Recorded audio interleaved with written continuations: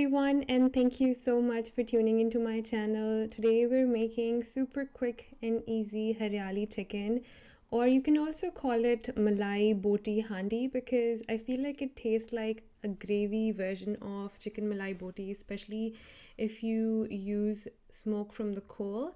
And it's so fast. All you need to do is put everything in a blender and cook it till it's reduced and you're good to go. It's the perfect weekday or weeknight meal, especially when you're in a hurry, and it's also a great recipe to have under your sleeve, especially for dawat and unexpected guests. So the first ingredient we have is yogurt. You're gonna need 3/4 cup of full fat yogurt, and I'm using 3-pound whole chicken, so it's about half a cup per pound of chicken.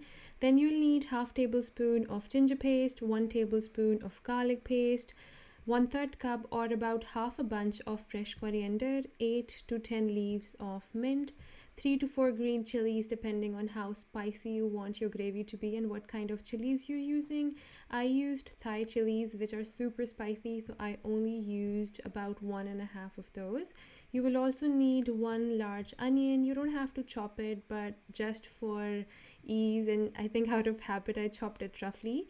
And you'll also need 2 teaspoons or to taste salt, and then all you have to do is blend all of these ingredients together till they're nicely combined and everything is finely chopped. And then you're going to marinate your chicken for at least 30 minutes or overnight for best results. If you're making this for meal prep, you can make it in a big batch, portion it, and then freeze your portions accordingly.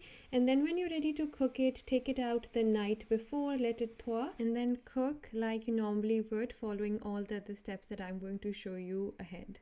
So while the chicken is marinating, I am going to show you a little tip or a little hack that I use to clean my blender quickly. I fill it with about 1/3 water. I add a little squirt of dish soap and I let it blend for maybe like 10 seconds, and then you drain the water, give it a little rinse, and your blender is squeaky clean, no scrubbing, nothing required.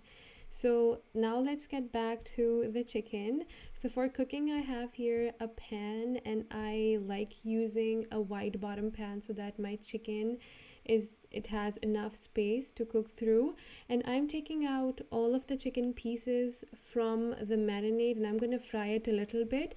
And the reason I'm doing this extra step is because if you cook the chicken with the gravy, it might break or fall apart really quickly and become mushy. So what this does is it's gonna cook the outer layer of the chicken and it's gonna make that strong.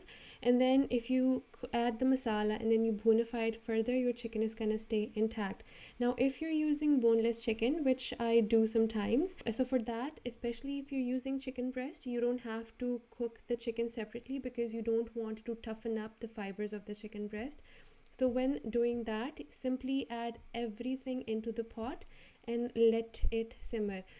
And that is going to give you a super juicy and tender boneless chicken curry. So now after bonifying on about medium-high flame, when you see the chicken is browned and the oil has started to come up and the masala has bonified nicely, I'm adding about half a cup of cream.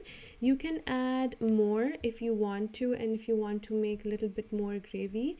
And at this point I also like to adjust my salt because it's always better to add less salt in the beginning because we reduce our gravies often, and when the salt is quite right in the beginning, reducing it is going to make it higher, which we really don't want.